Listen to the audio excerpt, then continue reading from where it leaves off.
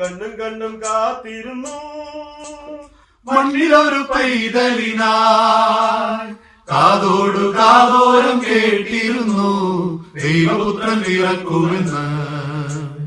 കണ്ണും കണ്ണും കണ്ണും കണ്ണും കാത്തിരുന്നു.